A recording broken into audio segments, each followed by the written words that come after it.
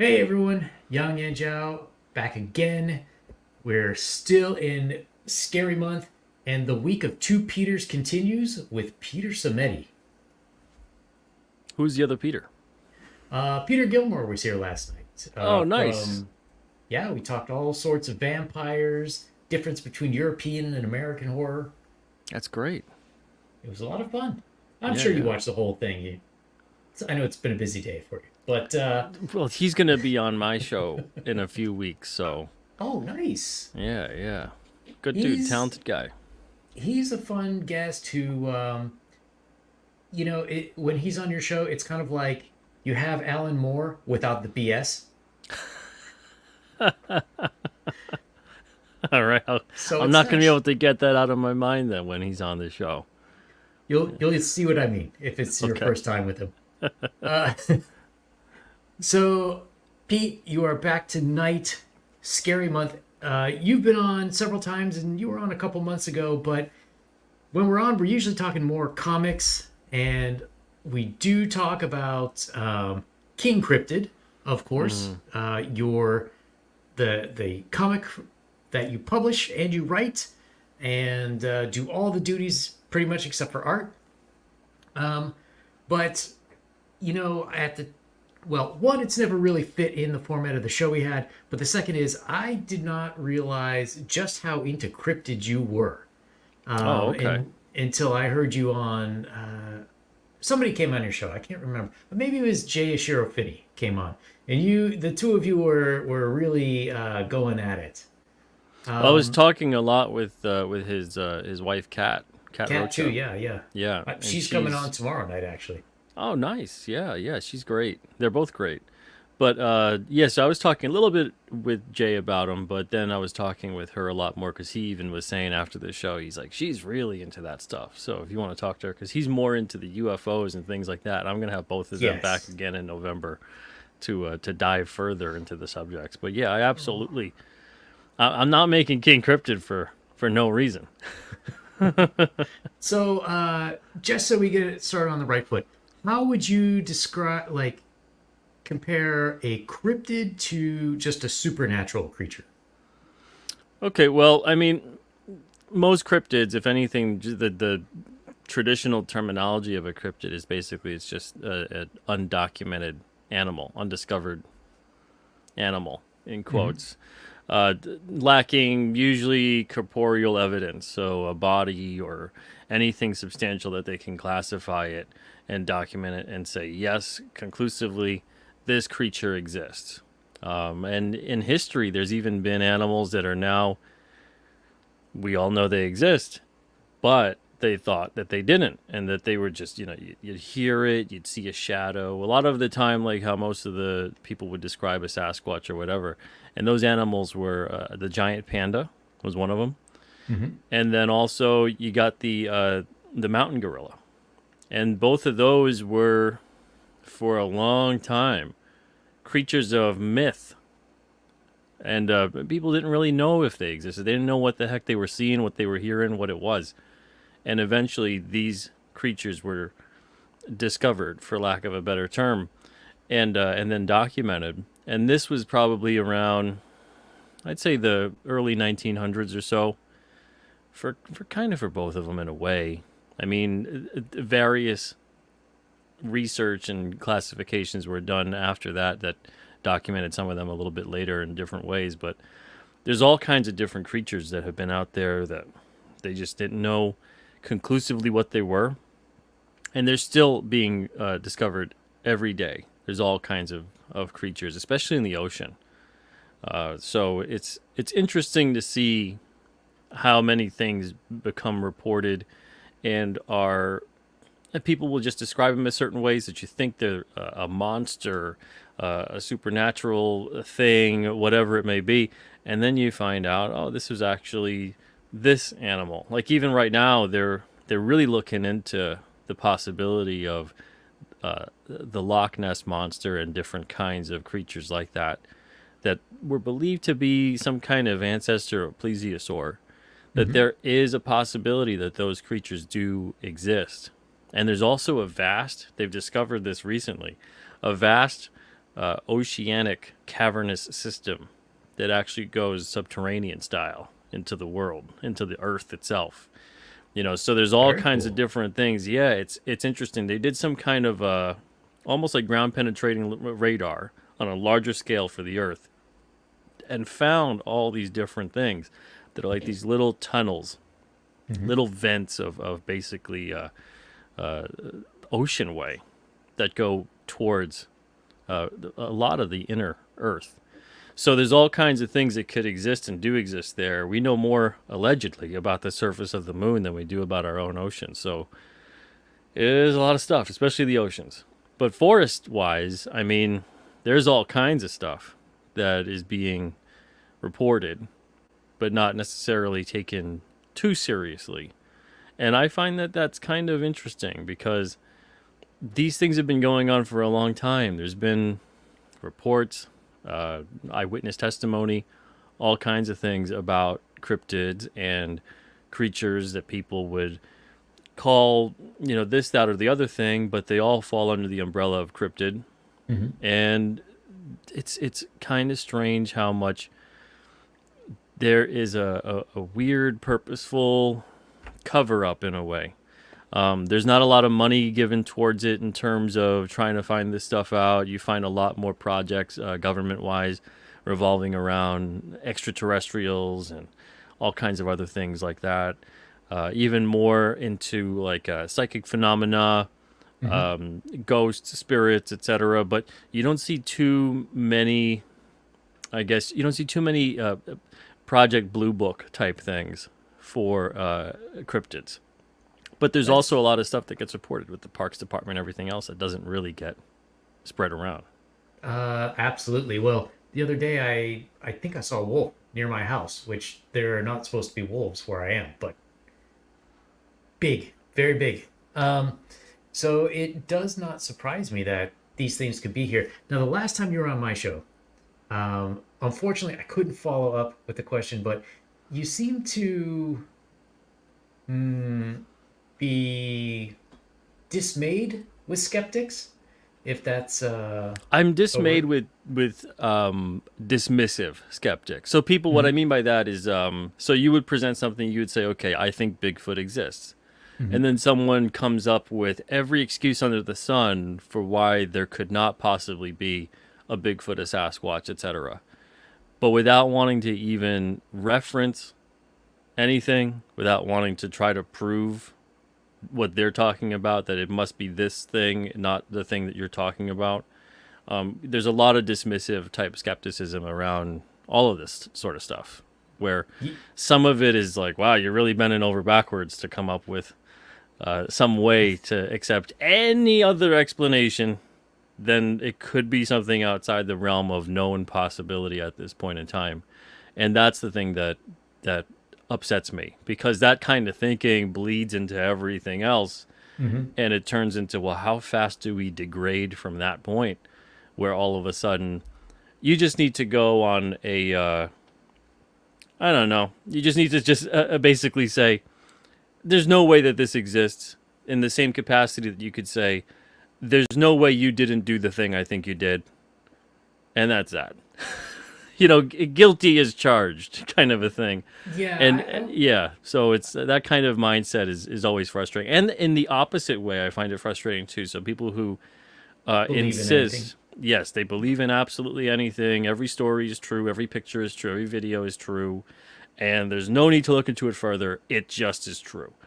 That also frustrates me. So I like to have a healthy skepticism, and also a healthy sense of wonderment and possibility, and combine the two, and maybe we'll actually get to the bottom of what this situation is. You just described my working life for the last 15 years. So Which explanation? well, both. Oh, okay. So I don't generally talk about it a lot on the show, but before I retired last year, I was working full time as a doctor of Chinese medicine, and I would talk to skeptics, some who were MDs, others who were like, probably living in their parents' basements, and they would come up with, for any reason, why like acupuncture or herbal medicines couldn't work. And it would be some things like, well, Mao Zedong created it in 1952. Okay, well, here's this book from 260 BC. Yeah, Let's talk yeah. about the origins. How does that work? Modern man Uh, did not survive past 1947. exactly. And then it would be like, well, you don't have any studies, like scientific studies. Like, okay, here's some. Yeah, And then they're like, oh, well, those aren't the right kind. It's like, well, physical therapy doesn't have the right kind. Should we get rid of that too? yeah, Um, yeah. So you many know, synthetic yeah, drugs are derived from natural, sure, actual occurring things within nature, whether it's derived from the earth, plants, whatever it may be. But yeah, holistic medicine really gets put under the same microscope as well, and it's treated in the same classification as as cryptids. paranormal, Yeah, or just we don't know how it works. Well, no, no, no, you don't know how it works. And maybe exactly. become more, open up to becoming more educated about it, ask more questions. That's fine. Asking questions is great. But being blatantly dismissive of it and not wanting to hear the possibility, it just tells me more about the person's mindset. That maybe they're really frightened at the possibility that that could work. Sure. Maybe they've been, in some cases, maybe they've been bought into the system literally or figuratively. Maybe both, in terms of you're Oh not yeah. supposed to go down that road. And then there's also something that always, getting into medicine a bit, that always fascinates me, which is the placebo effect, where Hmm. people can, through nothing other than belief, can cure themselves Yeah, yeah, yeah. of ailments. And that is kind of just shrugged off half the time. That it's like, oh yeah, it's a placebo effect. No, no, you it's know? it's worse than shrugged off because most people consider it to be the same as fake. Like, no, the Yeah, placebo it's effect is an effect. yeah, It's not that nothing happens. Um, exactly. so yeah, that's kind of been my experience. But I think the reason people don't want to believe it is when you challenge something that is a fundamental belief in their life, that people do not respond well. And usually for me, it's on the other side of that, where you get these people who are like, oh, I'm big into spiritual, this and that, and talk about cosmic energy going through needles. And it's like, none of the original source material talks about that, right? It doesn't talk about anything like that until the 1930s when a Frenchman wrote a book.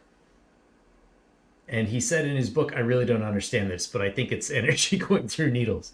It's like, nice. Okay.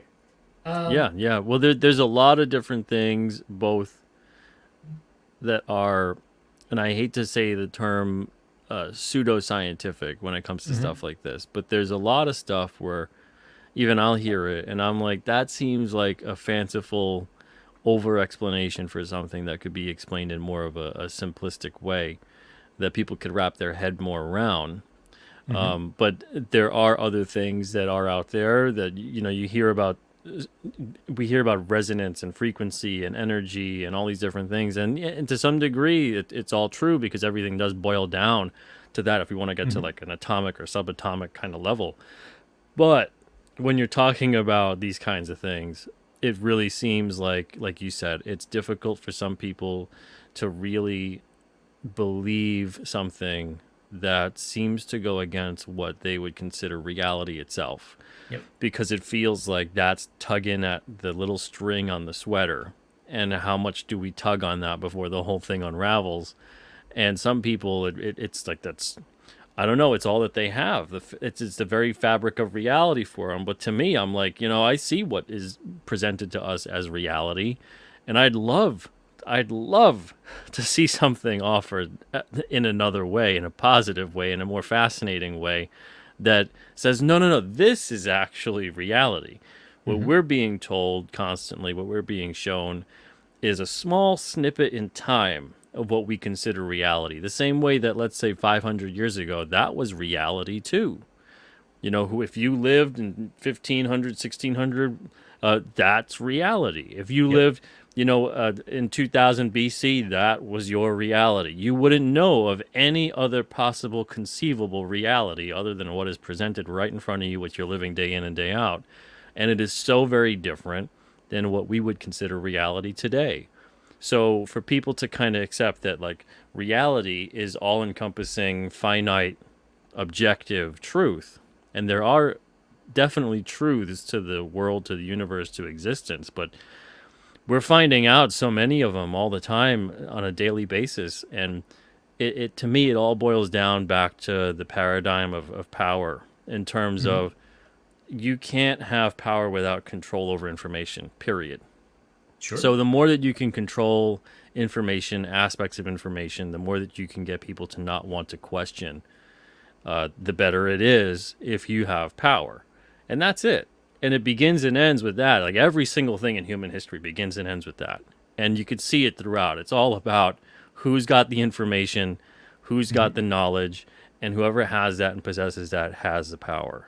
So, what other power, what greater power could you possibly have over all of humanity and all of history than what if you know about these things that exist? They're absolutely true, and they would completely unravel power paradigms. And meanwhile, you're like, yeah, we shouldn't tell people some of this because then you can keep a lot of different things under wraps. And for me, and I think for a lot of people, maybe the easiest one to wrap their head around would be something like extraterrestrials or crashes or Hmm. whatever technology, because you can easily see, all right, well, if that has happened and they've got that technology and they've managed to reverse engineer it, that's a lot of interesting tech. You're talking about beings that could get here from some other planet, which Hmm. is Lord knows where. Because even things like this, I question nowadays. Some people go, "Oh, well, there's no life and within near, us or within our solar system." If we be perfectly honest with ourselves, we only really know what they tell us. And now you can go down Yep. a paranoid kind of mindset with, you can't trust anything, which is a little healthier than trusting everything that is said through official systems. But just on a simplistic level, we only really know the planets that are there, what's out there that Hmm. has life, this and that, because for the vast majority of it, we're told that this is what's there, and this is what's available to us.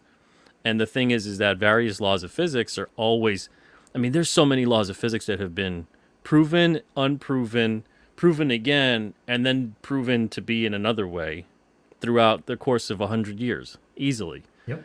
So who knows what's to come in 500 or 1,000 years from now, or a race of people who are 1,000, 10,000, a million years more advanced than us.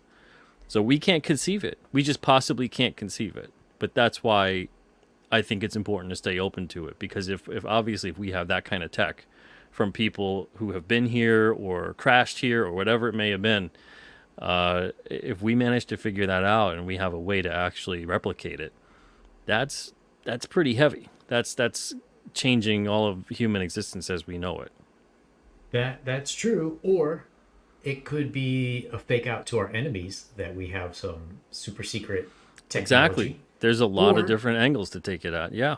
or it could be to cover up political scandal about a politician or a politician's wayward son, or whatever might be the case. Yeah. Well, there's always a way to even create a false flag scenario out of it, you know? Hmm. So it's interesting how many different ways this kind of stuff can be approached. And going back to cryptids a bit, the thing that fascinates me the most is how long these stories go back. They're all across the entire world, and in many cases, they're describing similar type things that seem as if they had to have possibly existed in some way, shape, or form. And I mean, there's creatures just that have been documented that existed, that even if the cryptid didn't exist that was being described to exist, it possibly could have been this other creature that was documented Hmm. to have existed. So there's a lot of stories that come up within cryptozoology where I think they are a blending of reality and fantasy in terms of the memory of Uh-huh. seeing the thing, but Sure. doesn't mean Like they in, don't exist. yeah, like in Indonesia, there were always legends about little people, little men and women who would come out of the forest at night and kill people. And then, what was it, 15, 20 years ago, they discovered like the hobbit size. There was a species of humanoid that was like literally like 3 feet tall. So Are you talking about maybe the the the pygmies? You talking about them? no, The it's not. It's not pygmies. It's but in Indonesia, They call it like the Hobbit race or something like that. But they were, you know what island dwarfism is? Yeah, yeah, yeah. Yeah. So for anybody who doesn't know, when things live on an island, they tend to either get really, really big or really, really small. So there's some elephants that are like 4 feet tall that have lived on some islands. And they think that maybe that's what happened to, yeah, Robert, hominids. There was a humanoid hominid early ancestor who they think lived on this island long enough that the island dwarfism set in, and their optimal size for the food supply on that island would have been like 3 feet tall. And then later, more modern humans came onto the island, and perhaps they met. There's also a great Japanese one that I love. There's a monster, which is like tall like an ogre, with blonde hair, white skin, a big red nose. And these reported sightings of this creature just happened to start right after the Dutch started trading with Japan. I Interesting. can't think of the name, but so it doesn't surprise me at all that a lot of these cryptids may have had some basis in reality many years ago. Oh Who do yeah. you, which ones do you think might be real, or have been based on something real? I think they all have the potential to be real. There's some of them that seem a little bit more fantastical than others. Like for me, it's easier to point out ones that I don't think necessarily might have been real. And they could have been like, I mean, they were real. So in terms of they found a carcass, so they got Hmm. the Montauk monster. That it looks like some kind of it's a decomposing corpse that had washed up on the beach, and there's rumors that there was genetic experimentation done to it. Something happened because it doesn't look normal. It doesn't look like a dog that was rotting. The skeletal structure is kind of different. So that kind of thing, it's real. It's there. They had the carcass. Although that was mysterious as to what happened to it. I'm not entirely sure on the details, but I do remember it not entirely being a situation where it actually then got documented to see exactly what it was. It was just a lot of people going, it doesn't look like it was this. It doesn't look like it was that. It looks similar to. So that I don't know if that's necessarily it's classified as a cryptid because they can't figure out what the heck it is, and that was probably I don't know. I want to say around 20 years ago, maybe a little more. Then there's there was in Massachusetts there was the Dover demon around 77, 76, and that is allegedly some kind of monkey that had escaped from the local zoo, kind of a thing.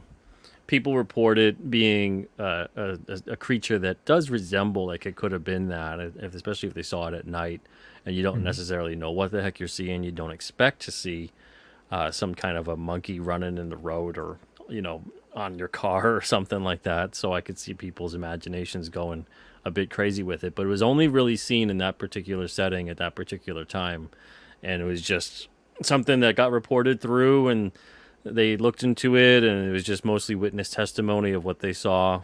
And there's all kinds of different reports about that where it looked like it was something that didn't really have skin.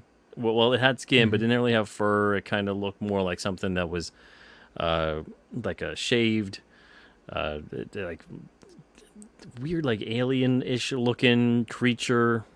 It's just a very it's all eyewitness testimony in terms of what they saw. I it's tough to say with that one.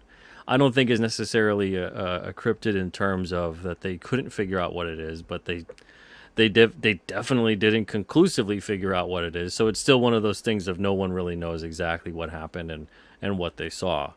And that's the thing that's really tough with it because there's so many stories. There's Dog Man, Lizard Man, Goat Man. They all sound like Hmm. comic book characters too, which is funny.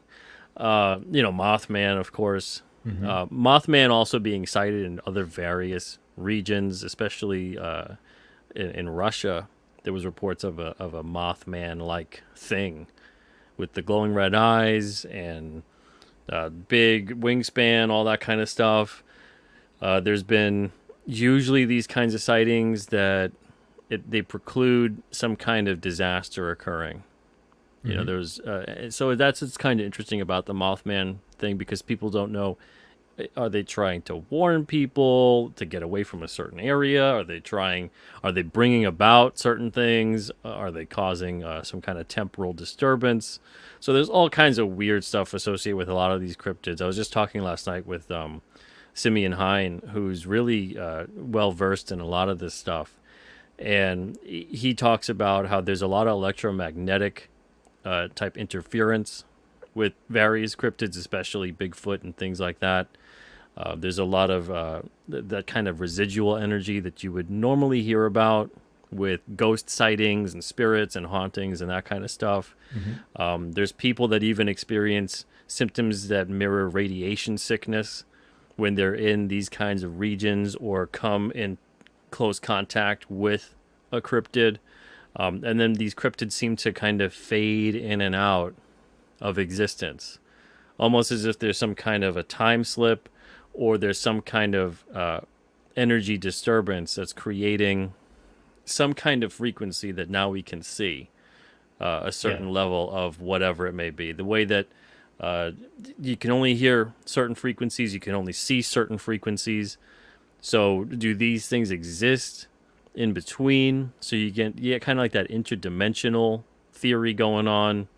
It's interesting. It really is. There's even stuff too where people can see certain things in infrared that don't show up at all Hmm. in night vision or whatever else, and vice versa. So there's tons of stuff with that, and it's really interesting that we see so many reports of these kinds of cryptids in certain areas. So you'd think, all right, go and check the area out. How hard could it be nowadays, right? You set up, you get LiDAR in there, you get infrared scanning, you can get whatever that you got to Hmm. do, set it up, and then scan, sweep the area, so on and so forth. It should be easy peasy. Find some stuff, call it a day. And yet, for the most part, it really doesn't get done as often or as quickly as you'd think it should. And that's Well, kind of interesting. yeah, I mean, I could see to an extent money. I mean, I think Yeah. 19, what was it, 1933's King Kong was sort of a classic warning about capturing cryptids and bringing them into modern modern society. But do you think that okay, so like UFOs, I could see ghosts, telepathy, psychic stuff. I can all see why there would be agendas to keep it secret. What do you think would be an agenda to keep Bigfoot secret, other than perhaps keeping him safe? What do you? Is there some reason people wouldn't want the world to know about Bigfoot? Um, we were talking about this last night too on comic book radio, and the consensus that I had with Simeon, the guest last night, was that we were thinking about the fact that the cover up would be there and would be purposeful because of the fact of how much it could potentially expose about what we feel really safe about in terms of evolution, Hmm. in terms of being the top dog on the planet. Because whatever would occur, let's say that this is conclusive and Bigfoots exist, whatever it may be.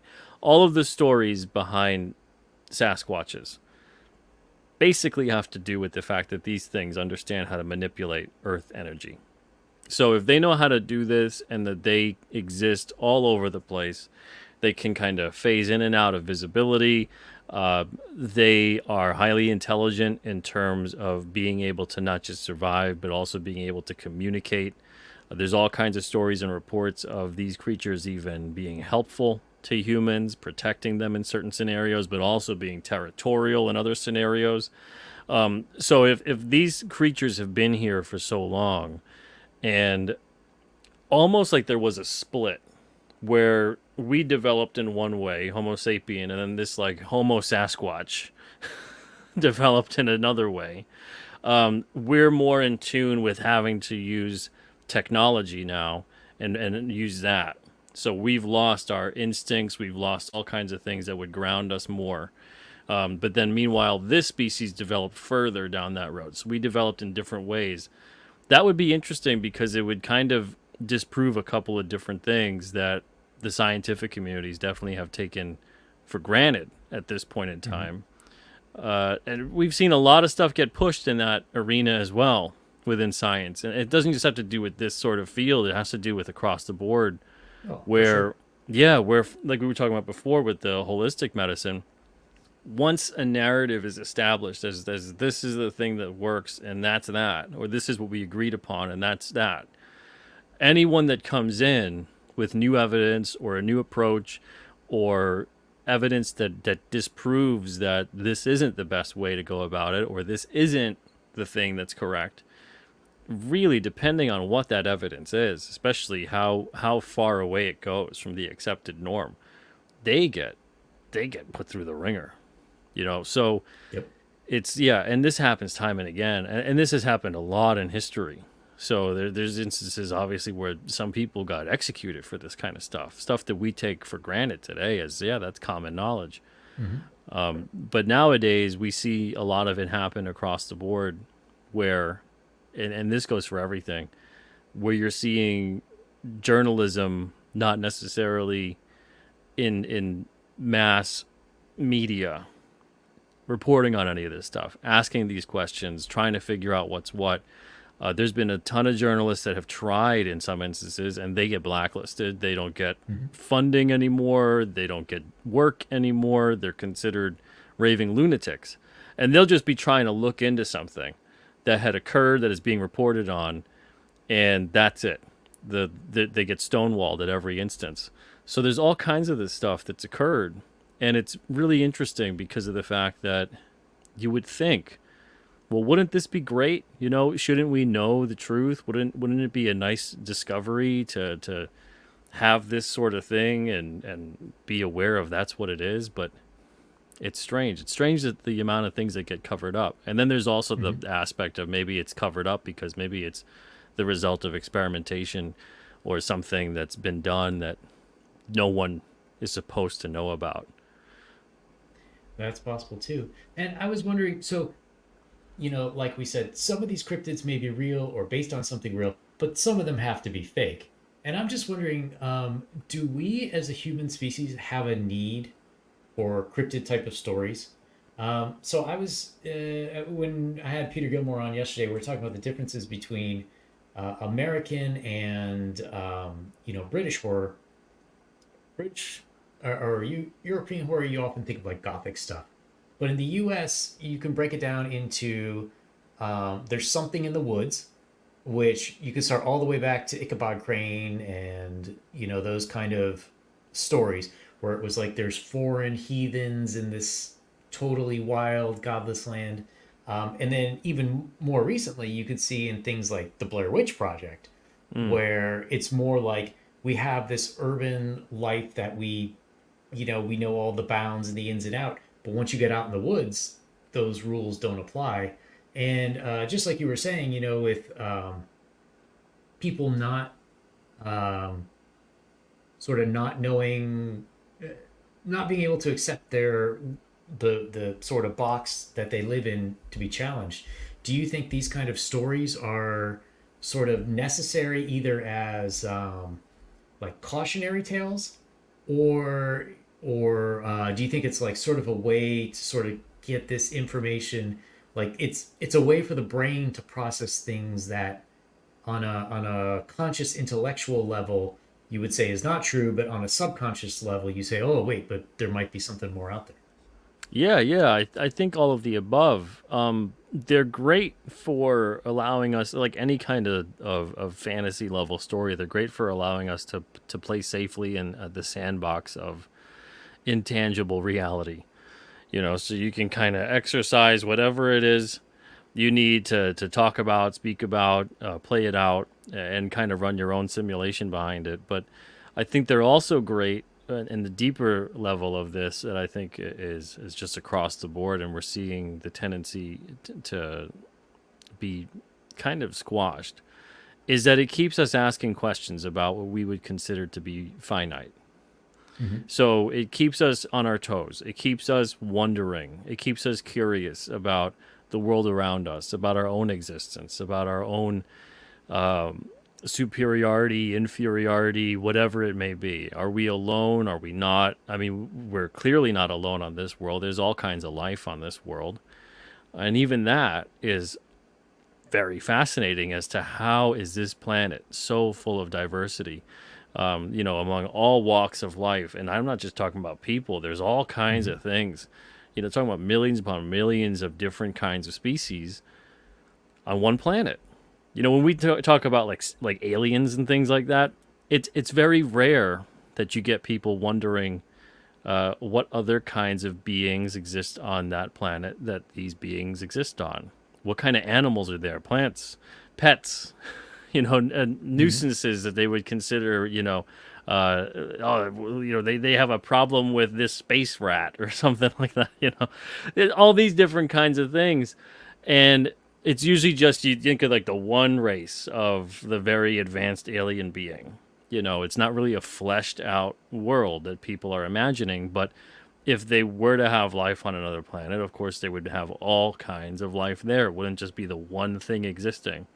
So these kinds of things, thinking of cryptids, thinking of monsters, creatures, things that, even if they're pure fantasy, even if none of them exist in a tangible sense, I think it's so important for people to still have the need to tell those stories, the need to explore that possibility, and just keep an open mind of the world around them. Because I think once we start really closing ourselves off and saying, this is what we know, we will never know anything more than that, and that's all there is, I think that is tantamount to death for us as a species. That's it, because the game's over. Once we stop asking questions, once we stop being curious about our existence, once we stop wanting to even have a desire to know anything, the ramifications for that are horrible. And I think on an inconceivable level, they're horrible. I don't think people can imagine what that leads to if you just accept that this is all there is, get used to it. What we tell you is correct, and that's that. I mean, I don't think humanity has more than maybe 3 or 4 generations left in it, and even that might be generous if we just accept that that's how it is. Because whoever's telling you that is all about their control of power and knowledge, and that's it. Yep. So if even in the dark ages, if anything, what probably kept them alive was the amount of what we would view now as superstitious stories, old wives' tales, myths, legends, etc., Oh, because for it sure. gave them some kind of grasp on the world around them, whether that was based in what we would consider science or not. It presented them with some kind of framework to exist within, and being aware that, the world, I kind of don't know a whole lot about it, and I don't know a whole Mhm. lot about myself. So, as much bad as was going on at that point in time because of the lack of knowledge, or knowledge being really kept in certain sects of society compared to being widespread, uh, I think the people having their myths, their legends, their stories, their cultures growing, I think that really helped keep those people alive. Because I mean, we see that all the time.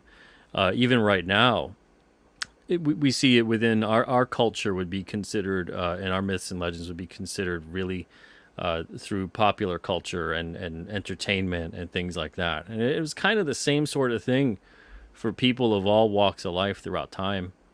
And this kind of stuff keeps us going. It keeps us curious. It keeps us asking questions. But if that stuff becomes pure propaganda based culture, which Mhm. is always being run by whoever's in power, and the point of the propaganda is to keep you from asking questions, keep you from questioning, especially what authority is telling you is the truth, then we've lost it at that point. So I think it's really important for us to keep telling these kinds of stories, keep these kinds of legends alive, keep that curiosity alive. Absolutely. So Robert Phillips asks, ever see those ostrich feet people in Africa? How about other altered humans that are confused with cryptids? Do you know ostrich feet people?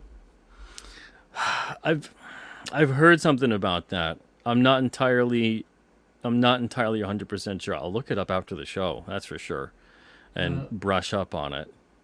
Yeah, I mean, I don't know about that specifically, but there are a number of legitimate genetic diseases which could be the basis of a lot of mysteries. So there's Yeah. one where people, I forget exactly what they're missing, but they feel a need to drink blood. So, what does that sound like? Yeah. Um, there's Well, there's porphyria, you get mhm, blisters on the skin and you get sick from being exposed to sunlight. sunlight. Yeah, Yet absolutely. there's a lot of weird things within human genetics that don't seem like they should really happen. And I mean, animals kind of have some of these things too, but it seems Mhm. like very, very deep recessed hybridization at some point had occurred within that genetic line. And in some instances it comes out because it really seems so strange that we could even have that within our genetics, to Yeah, have something well, along those lines that happens. but it kind of makes more sense if you consider how people lived tens of thousands of years ago. Most people didn't travel very widely, and the gene pool, wasn't very deep. Uh, which is why, if you look at like Marco Polo and some of these other travelers' tales, when they would go into new areas, a lot of people would want them to sleep with their wives or their concubines, and it was a sign of good luck to have babies that were mixed. And genetically, that's because all of a sudden you'd be improving your immune response because you would have like if you all of a sudden have immune resistances from Europe and immune resistances from Asia, it made sense. But if look at what happened to like the Habsburgs and a lot of the royalty in Europe, hemophilia was rampant by the 1900s. So it doesn't surprise me if people your family is mating with for 10, 20 generations is all stuck within a 10, 20 mile area. You're going to start to see all sorts of really weird genetic diseases popping up. And we don't even realize how common things like Down syndrome. I mean, you and I, when we were born, there weren't really tests for it, and there were a lot more people with Down syndrome than you see walking around today. Oh yeah, well, Um, I mean, institutionalized a lot of them, sure, absolutely. unfortunately. Yeah. But I mean, it was much more common because you couldn't test for it and do abortions for those kinds of things. And there were all sorts of genetic diseases that were more prevalent in the past. And now that people from all over Europe and Asia and Africa have come to live in the U.S., there's a lot more mixing. We see better immune responses, genomes over, all over. Now that the world's sort of moved around, so some of them don't surprise me. That we start to see all sorts of crazy genetic mutations in the past. I mean, I'm not saying it's 100%. And it could be that there were even selective breeding programs because we know that humans have had various forms of animal husbandry for going up to 10,000 years.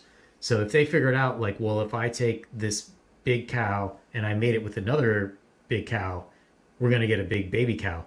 So perhaps there were different civilizations that Yeah. were picking Well, there were to select allegedly for like certain genes. 5 to 6 species of human Hmm. that could have been around at the same time and having mating occur. Because there's even They people were.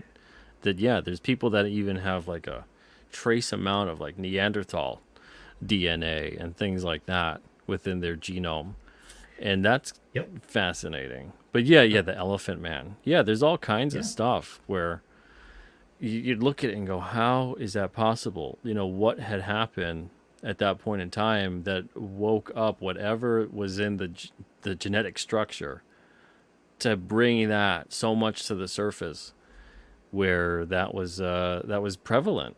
And it's all these things that it's like we're taking really good guesses. Sometimes they're horrible guesses and we're just thinking out loud, but there's so many things that have gone on for such a long time that I don't think we could possibly ever wrap our brain around that. And even if there's people who are making efforts and strides to bring some of this information to light, I don't think they're ever going to paint the full picture whatsoever. I think it's still going to have large missing pieces of the puzzle, and that part of it I think is also interesting. Hopefully people keep being curious about, how did that happen, and not take it to a weird Jurassic Park level extent where we Yeah, then yeah, yeah. try to, do horrible, and I mean, we're already seeing it anyway, so what the hell? But horrible different genetic experiments upon people, or even all those DNA companies. I'm like, that just seems like some kind of DNA harvesting, and we're paying them for the For the for the privilege. Yeah. experiments that are being done. Yeah, paying them for the privilege or lack thereof. And who knows what they're looking for a lot of the time, because there's a lot of things that they could be doing a deep dive for. They're trying to find specific types of people. Are they trying to trace Sure. lineages? Are they trying to Hmm. trace something of certain people? Where, I mean, even within the blood types, and you get these negative blood types that Hmm. can't be traced back to rhesus monkeys, and these people generally have uh, shared commonality among their traits, physically anyway. And it's interesting because they can't really seem to go, well, yeah, this was all from the same kind of person, animal, whatever it may be. So even within the blood types, it's strange. Within the languages of people, it's strange. Within the way Hmm. people look, it's kind of strange. How we're all developing different things, and but then at the same time, there's so many stories from so many cultures, especially the more you go back, where every single one of them is basically talking about that people came from the sky. They people came from the sky. It's interesting. No one's really talking so much about people coming up from the sea or up from the earth or whatever it may be, or they were just here one day. So many of them, they're coming from the sky, and a lot of them too have like specific star systems they're pointing to. Hmm. Like that's even interesting as well. And star systems, and having knowledge of certain star systems that they possibly couldn't have knowledge of unless they had advanced telescopic capabilities. So Yep. that's interesting. But yeah, there's so many fascinating things, and I think for us to feel like we have a cap on what is knowable and what we can conceive in terms of reality and creatures and cryptids and all of that, I think that's a mistake that maybe is a purposeful thing. But it looks like, at least on a broad level, people are really curious about this kind of stuff, and the more people talk about it, the better. Because I remember growing up, and if you'd even want to start talking seriously about cryptids and Bermuda Triangle and Hmm. aliens and whatever, people would kind of cringe a bit. And they'd For be sure. like, I don't know, I want to have this conversation, But now more and more and more people are having this conversation in a serious way and exploring the possibility. So it's kind of great to see that. I think the internet has kind of torn down some of those walls where we're thinking we're so isolated and alone with this. Even though you'll be reading a book that could even have like New York Times bestseller or whatever plastered on the top, which means obviously there's a bunch of people that have this book. Yep. It's in a library. It's X amount of years old. It's been around. I had like the Time Life collection and things like that. I would always be looking at those books when I was a kid in the library. But you still have this sense of isolation about the topic, that you really shouldn't talk about this with many people. It's a very Yeah, strange topic, that kind of a thing. and I think too, sort of the blending of topics, like you have evolutionary science and archaeology now teaming up Yeah. uh, to figure out more of what exactly happened in the past. I think that potentially, you have like zoologists plus you might have climatologists or Yeah, some. need geologists involved. You need botanists involved. Science has become so compartmentalized on that level, and it's now starting to, I think, realize that no, it's all connected. So Mhm. we can't just put our heads in the sand and say, "Oh, well, I don't know about that. I'm just into the physics part," or "I don't know about that. I'm just studying rocks." It's like it's all connected. So I think the more we get to that point, the better. Right. So, Pete, the time has come. for you to spill the beans. What cryptid or paranormal or supernatural activity have you seen? Have I seen? Okay, well, man, there's been a couple things. There was one of them the other day I wanted to mention, but it eludes me now. It was on when I was doing the show. I forgot to talk about it, but now I can't think of it again. And I purposely was like, remember that for the next time I have to talk about this subject. But I'll talk about this one. And this one, this happened when we had moved here 6 years ago. It was like the first month or so being here, and it was strange. It was like maybe 3 in the morning, and all of a sudden there was such a loud noise it shook the whole apartment. And it's never really happened since. There's been stuff that sometimes it's questionable. You hear certain sounds, and then they just disappear. But this one was like a loud, like whirring sound, like, and it felt like it was low. Like if I had to quantify it, I'd say that it was probably no more than 100 feet above the apartment, and it was so loud. It seriously, it shook the apartment for about 10 seconds. It was like whoosh, whoosh, whoosh, and it wasn't anything like a bass or a car or anything. It was specifically a sound that was coming from above.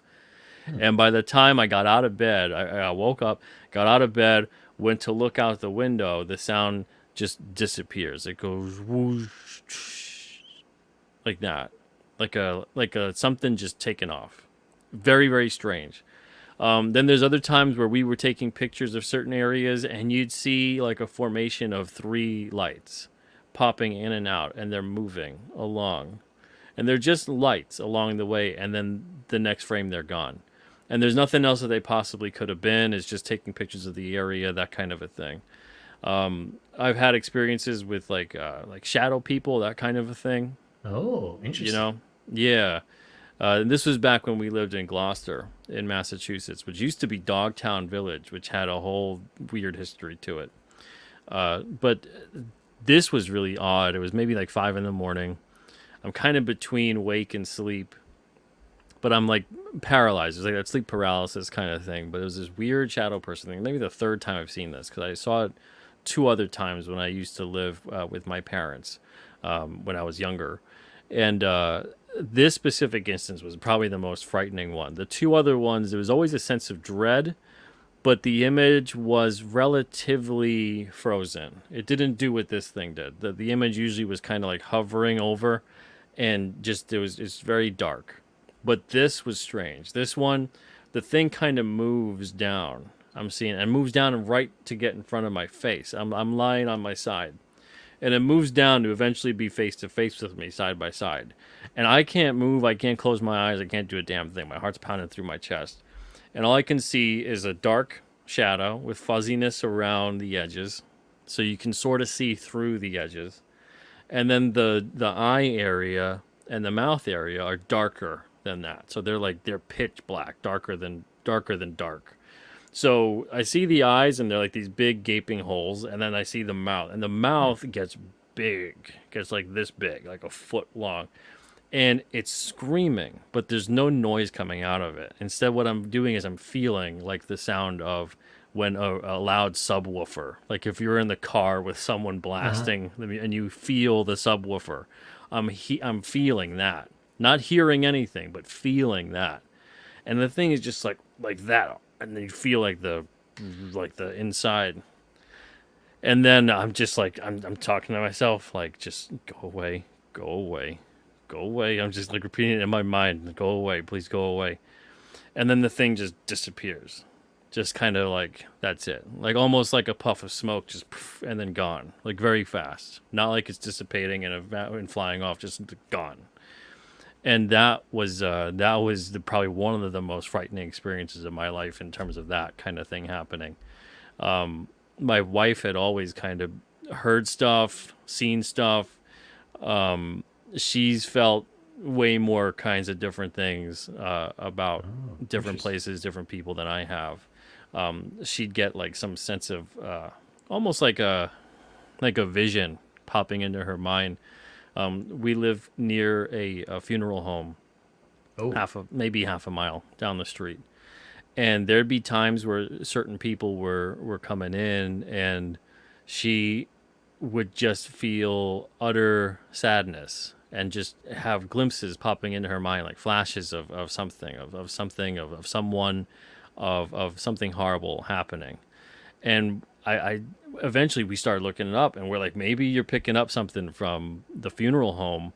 And every time we look it up and we would read about this person's obituary or about an accident report about what happened to them, and it would be dead on in terms of what she was describing about what had happened. So whether it was someone being shot, whether it was someone in a car accident, the kind of life, like one person in particular, I can remember they were like a boxer. They were like an MMA boxer type person. And it had listed that that was one of their most favorite activities.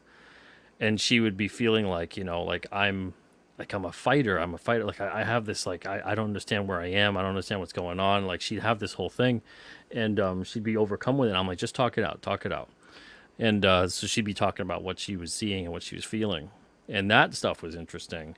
There was a couple different other times that we were in certain places, or we'd be apartment hunting. You'd go to like an old type of house. We were over in Massachusetts. We were looking at places in Salem, and there's one place in particular was very strange, and we were in it, and there was two places that were strange, but this one place we were in it, and the whole setup of it was an old house. It had to be 200 years old easily, but it had a weird vibe. And there's one particular room, both of us when we left were talking about how could feel like there was a hospital bed set up in here, and there was an older gentleman who had a real difficult time breathing, and feel like there was like a TV there that he would always be watching, and he was just slowly dying. And then later on we find out that was the case in that specific room. And then another building, she picked up on this energy immediately. We were going to go look at it. It seemed like a decent price. It seemed like a decent area. It was in Salem again. And she didn't want to even look at it once we passed it. She said that she saw a shroud of darkness on it. It felt weird. It looked weird to her. She didn't want to even go to it. And I'm like, it's a really good price. You sure you don't want to just check it out? She's like, we can't go. We can't go in that. She said she started having experiences with chest tightness and she couldn't breathe. We find out later on that night, because she looks it up, as far as what the heck is the story of that building. One of the Boston Stranglers victims was killed in that building, climbed up, wow. the fire case, the stairway on the outside of the building, got in the woman's apartment and strangled her. So it was like, the very, very strange stuff that it's like, you can't really explain it easily. But then other than that, in terms of like cryptids or UFOs or whatever, I can't say I've seen a cryptid. I did see, and we both saw and didn't want to accept it at first, but it was a bald eagle, and we both saw it, and it was majestic.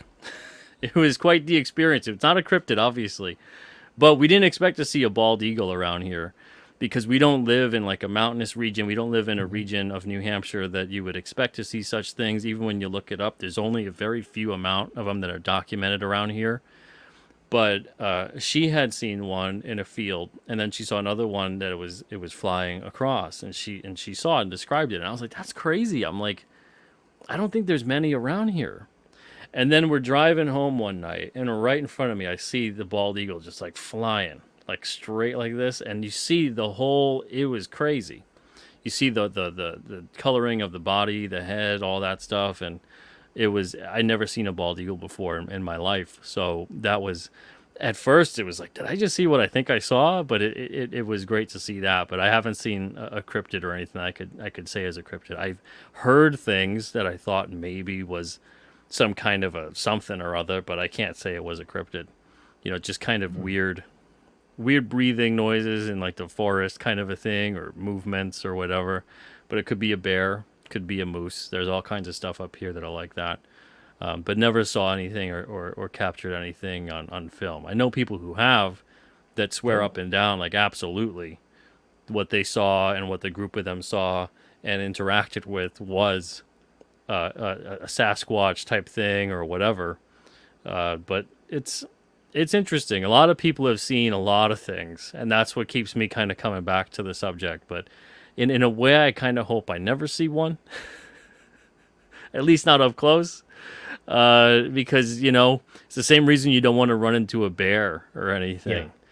Because you just don't know. You just don't know. Stories are one thing, and I'm sure that when people are in them, even the positive experiences they may have had, where these things were in situations that protected them, I'm sure they were still probably scared out of their mind, not realizing, well, what the hell's actually happening here, and are we okay? Are we gonna be okay?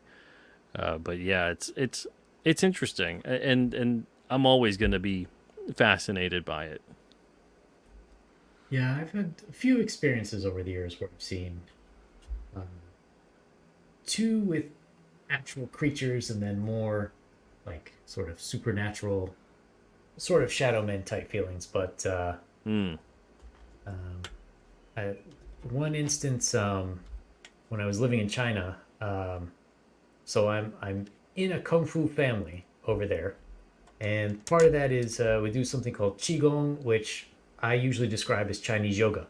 So the Grand Master, he was good friends with the abbot of the Shaolin Temple. So at one time we went down to the Shaolin Temple and just for a little tour, and then usually they make you leave the grounds, when it comes to dark. But because my master knew the abbot, he's like, "Oh, we're gonna go in the graveyard. We're gonna do some qigong at night." And we were doing a kind that's like you'd see monks do, just sitting there, meditating, breathing, and stuff. And he's like, "Oh yeah, don't open your eyes. Make sure you close your eyes, and I'll tell you when to open them." And he said, "Sometimes you see things you don't want to see." And of course, I just thought being dramatic. And the way it's set up is the graveyard is a lower area, and then there's a wall, and then on top of the wall there's more earth, and more of the grounds go there, and it's a very large area. So we were somewhere near there, and I was doing my thing, but I didn't have my eyes closed, and I see what I thought was a fox, which, if you've been to the eastern part of China, is super bizarre because there are virtually no animals anywhere. Like they Hmm. were all eaten during the famine years. And so this fox was kind of looking down at us, and I saw it walking, walking, and it stopped and it sat there and looked at us. I was like, "Oh, that's kind of cool." And then it stood up on its hind legs, and it was looking down at us, and it was looking left and right, and it just turned around and walked away on 2 feet. Wow, what the hell? So I don't know. I don't know what that was. That's Um, almost like what they would describe here as a skinwalker. yeah, A lot of it, stories like that. maybe. And I had another Wow. one. This Kung Fu family, I had the family for North America, and a good friend of mine, he heads the family for South America. So I go there to teach classes. I was going about once a year.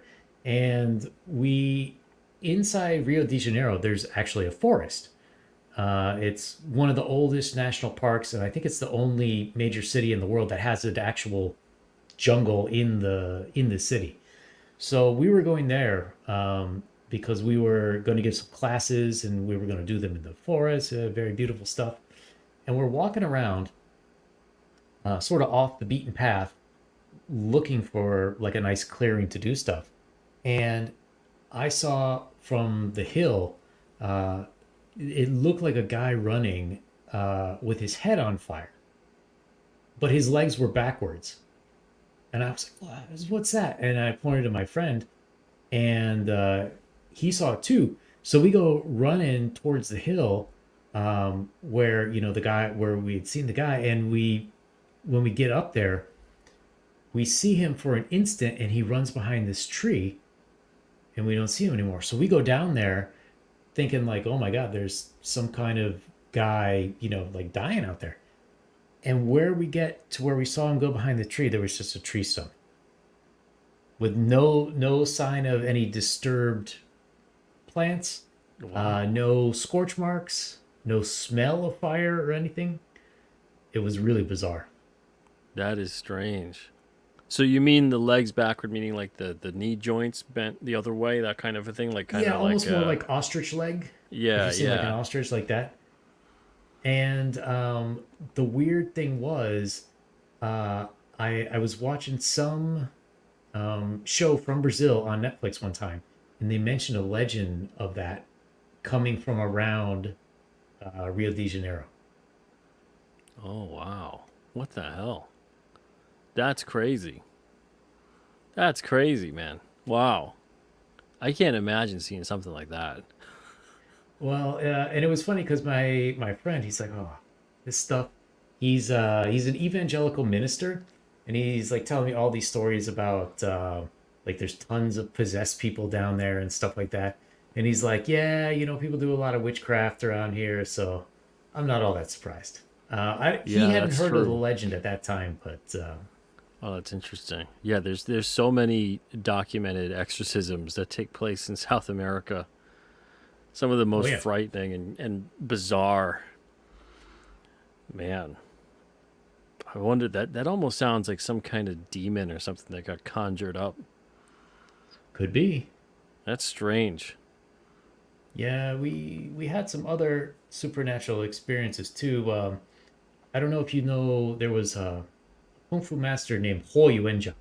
If you've ever seen Bruce Lee's Chinese Connection, at the beginning of the movie, he like comes back and oh, the master died. Ho Yuanjia was that master. He was a real guy. Hmm. He fought in the Boxer Wars. He protected a lot of Christians and foreigners in China at that time. But he died, and he's got a tomb in Tianjin. He's got a big museum dedicated to him, and right next to the museum is the tomb. And the way it's laid out, it's like sort of like a big rectangle, and you would go in, and then there are two other gates inside that go to a mound in the back. So the first thing that was weird is that it was very windy that day, and you could see there were flags all over the place and they were blowing.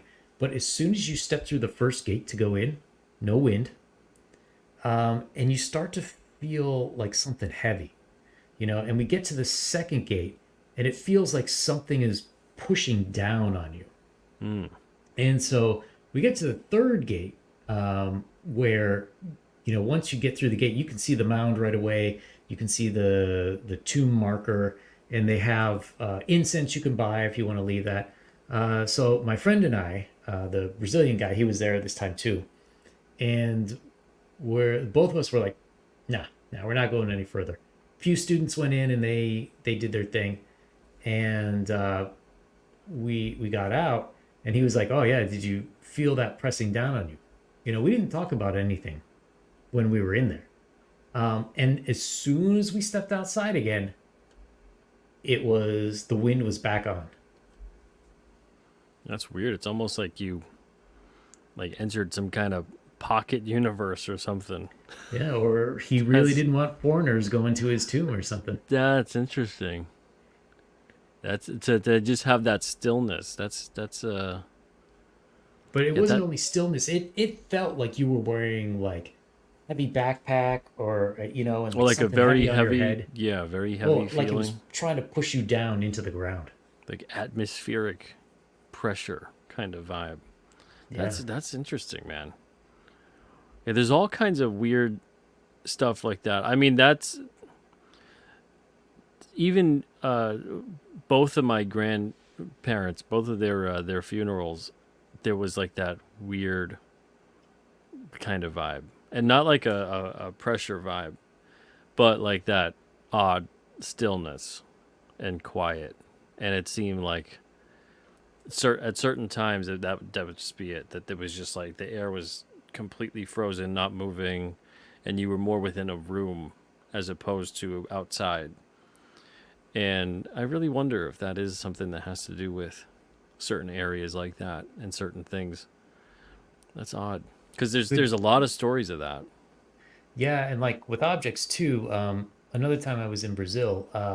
So I used to treat patients when I was down there too, and went to this one family's house. These people are billionaires with a B, like some of the richest people in all of Brazil. And we they had like a pool house with like a full gym that looked like you went into LA Fitness or something, because of course. And so, I did the treatments for the family and stuff there. And then we're walking back, and now I can see the back of the main house. And they have these two statues that look like they were terracotta warriors from China. Hmm. I don't know if they actually were or not, but the closer we get, like, you could feel like, no, no, I don't want to go there at all. Like, there was something about that. And my friend again was there. And when we left, he's like, yeah, oh, so you felt the statues too, huh? I was like, what? He had been there many times to teach the family kung fu classes. And I was like, oh, you felt that before? And he's like, yeah, these people, they're into some questionable stuff. Like, wow. Oh man, oh man. But yeah, he That was kind telling of that kind of he, stuff is tough to explain too to people who don't know what that kind of feeling is like. yes, Yeah. definitely, because it sounds like the platypus, it sounds made up. Yeah, yeah. Um, but there's definitely a feeling you get when you're there. Interesting. Yeah, I've heard people describe even and I've never been, but I've heard people describe even the pyramids like that, where Hmm. it doesn't feel like necessarily as, and there's regions in the area that feel like they have these kinds of energies, these kinds of like Hmm. spiritual energies, that things were done there. It had a very ceremonial, spiritual purpose, but that the pyramids kind of feel like you're inside of a power plant, which is that's another theory of what they were, but Hmm. that they feel like you were inside of an abandoned factory. That there's a cold vibe to them. And again, I've never been, but there's been a lot of people that report that kind of thing, which is interesting. Yeah, it could be. There's if so in researching for some stuff I'm writing, I was looking up a lot of like esoterica, and like some of it would be like demonology or how people viewed magic, like at different points in history. And one thing that's been kind of consistent is that there's always some belief that you can either imbue an object with a piece of your soul, or you can somehow give it life, even if it's not taking yours directly. So there have been some societies that use like human sacrifice, and some use the blood and some use other rituals to like transfer your soul into an object and stuff. So there has been this idea that you can sort of like put a spiritual element Mm, onto a physical object. yeah. So, and even not intentionally, there's like poltergeists and ghosts that haunt certain places and whatnot. So, I don't know. Maybe there is something to that. Yeah, it's a big weird world. That's for sure. Full of unexplainable things, and it seems like the more we find out about them, the less we really know. And that's the thing that I think is so fascinating and so Yep. interesting to tell for stories and kind of explore the possibilities in some way.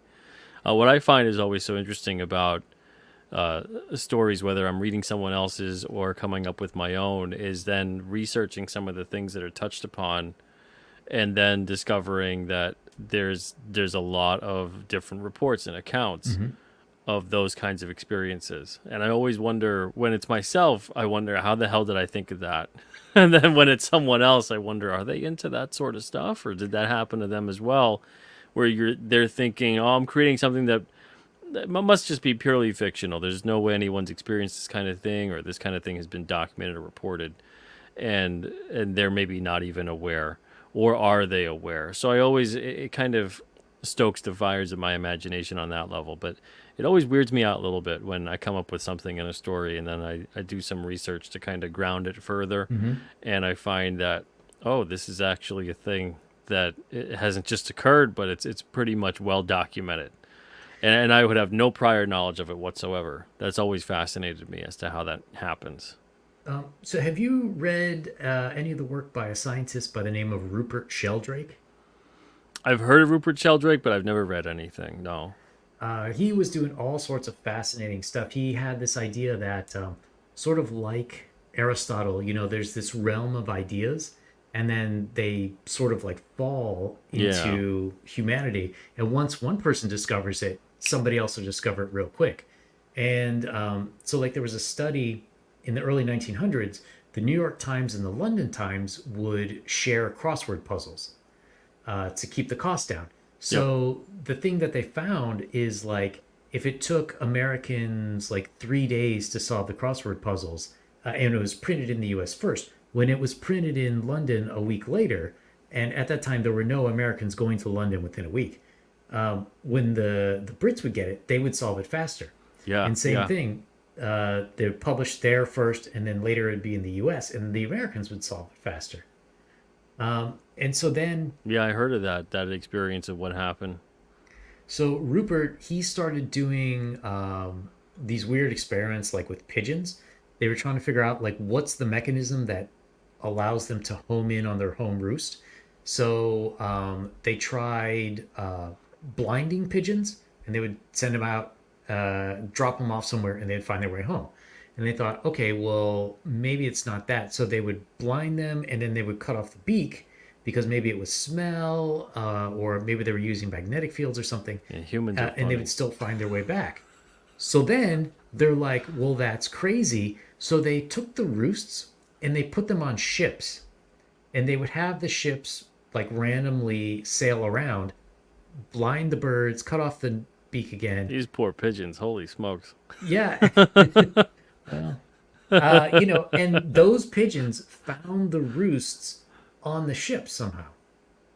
And they're like, there, you satisfied, you freaking idiot? You move my home around everywhere, you're blinding me, and you're cutting off my beak? I'm still going to find it. What else you want me to do? Exactly. Then they But put him on the moon. And the pigeons are like, all right, this is ridiculous.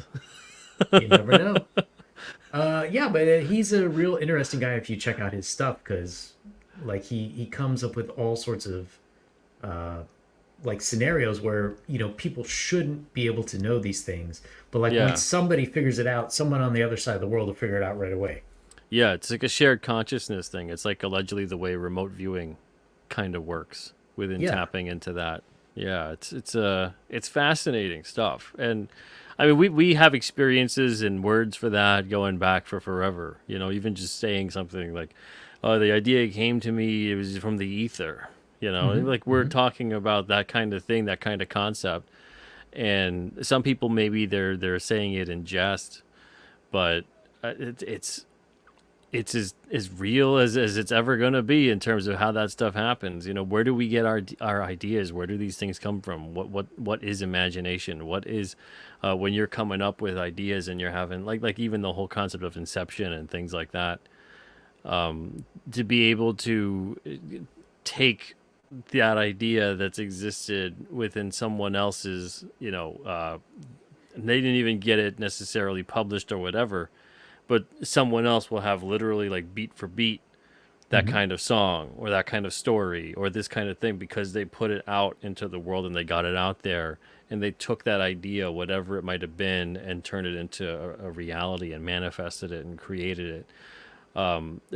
It's very interesting in terms of how that stuff works and gets around, and who the hell knows? I mean, science is starting to prove that our brains work like antennas with transmission and receiving of signals, and everything's up for grabs in some way, shape, or form. It's funny, man. It really is. There's so much stuff we just don't know, and we're grasping at straws constantly. And I can only imagine. It just seems like whoever must be out there that is far more advanced than us, please have pity on us. Seriously. Well, I mean, the other question is how much of this stuff did we know before and then just sort of forgot over And then, time, yeah, either intentionally or it just wasn't useful? absolutely. If we chuck most modern people in the woods, are they going to be able to start a fire without a lighter or matches? Right? Yeah. Nope. Yeah. It only needs like a generation or two for most knowledge to be completely lost, and that's it. Or changed in such a dramatic fashion that you could convince even the prior generation who's the last vestigial remains of knowledge on something, and then no, no, no, you were wrong. That didn't happen that way. We have so much gaslighting that occurs now in the digital age. It's insane. And it's Oh yeah. easier now than ever before. So that's why I think it's more important now than ever to have conversations like this and to Hmm. keep those fires lit, because we live in such a time where knowledge and information is so transient and also so highly controlled. So it's great to see people out there talking more and more about this. It's so needed, and hopefully it keeps it alive in the mass consciousness of everything. Definitely. And so what? How much of this fun stuff are we going to see in King Cryptid coming up? Oh man, in King Cryptid, I touch upon pretty much everything and anything in the realm of the paranormal, the unknown, the unexplained. Some of it we leave unexplained. Some of it will be explained within the realm of the story. But there's a lot of it that I'm trying to have as much fun with the story as possible, because the story and the characters come first and foremost. So I mean, we talk about whether it's obviously there's cryptids involved, but we talk about all kinds of things. There's going to be ghosts, vampires, werewolves, consciousness, even extraterrestrials make an appearance within King Cryptid.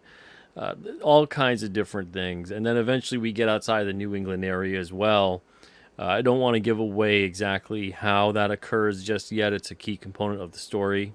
But where King Cryptid's been around for about 500 or so years, we'll even have flashback issues. So there's going to be not only flashbacks that talk about a moment in time that occurred linearly for him, but we're going to have issues in the future that deal with time travel and going back to points of time. And it's not going to do that thing where time travel stories, then he goes back to his time and everything is all different. I'm not going to have that story play out that way, because I'm the one that gets to call the shots on that. So it'll be one of those things where he had to go back in time to do a specific thing because he was always supposed to do that. And that's how, if anything, that's how the timeline stays the way it is. So it's that sort of stuff that occurs within the realm of the story. But we touch upon all those different elements. So if anyone's interested in paranormal, supernatural, uh, unknown occurrences, unexplained events, mysterious things that occur, uh, you know, pick up King Cryptid, because I think you're going to be really interested in it. We touched upon a lot of paranormal history. So there's lots of events that get mentioned and name dropped, and certain cryptids get mentioned as well and will make an appearance. But for the most part, a lot of the cryptids that are within this series are cryptids that are not necessarily ones that exist in the lexicon of cryptids. They're cryptids that are part of this universe, and that maybe there's a reference to them existing, or they're inspired by ones that have existed and have been talked about. But it's not just like run through the gamut of every cryptid that's ever existed and kind of have instant character creation. I like to play around with being inspired by certain things and then build them into the universe. So do you think maybe 50 years from now, maybe 100 years from now, there will be a story of a cryptid somewhere in New Hampshire that actually comes from the pages of King Cryptid? I mean, the way some of this stuff goes, I wouldn't be surprised if at the very least people talk about it, and because that's kind of how it happens. It seems to be like you plant the seed of the idea into the realm of possibility that this thing could exist, especially if you can tie it into a well woven story in some capacity. And then it seems to almost manifest itself into the human imagination. It's strange. And I wonder, it's like a chicken or the egg Hmm. scenario. Which one's coming first? And I wouldn't be surprised if we do that. We see things like that. That's even why King Cryptid is described the way he's described. It's mostly because his silhouette forms a kingly looking silhouette. He's got the crown of bone. It's not a removable crown. It's part of his skeleton that's become an exoskeleton, and then his wings kind of drape in a capish sort of fashion. So over the years, he's been called this kind of a thing. The same way Bigfoot would be described, because it's got big feet, or Mothman because it looks like a moth that looks like a man. All these kinds of different things. But King Cryptid was also a mocking title given to him when he was originally betrayed and cursed, because he was a human being 500 or so years ago, and then betrayed and cursed by his own people, turned into this thing and giving this mocking title of King Cryptid, essentially within the language. And I don't want to give it away because it'll give away too much story for when we touch upon it, but within the language of his people at that point in time.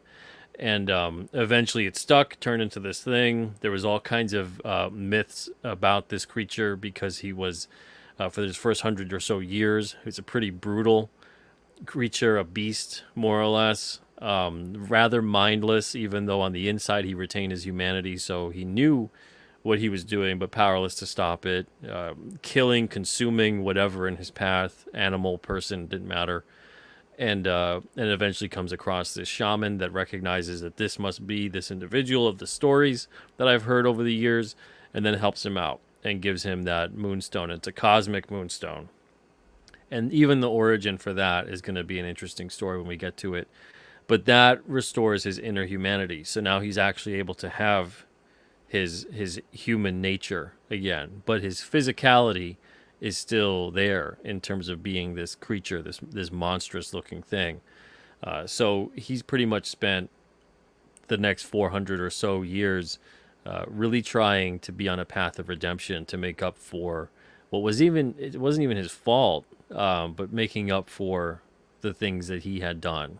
So even though he was powerless to stop any of it from happening, but he still was there and saw it occur and feels tremendous guilt over it, and has spent a lot of time trying to right a lot of those wrongs. And eventually he makes peace with the fact that he can't really rewrite the wrongs that have occurred, but he could do something positive for the world around him and the time that he's got. And he doesn't know how much time he's got. He knows that he has been around for a long time, not quite sure why, and that while he's here, he's going to try to improve upon the life of those around him and protect what he holds dear.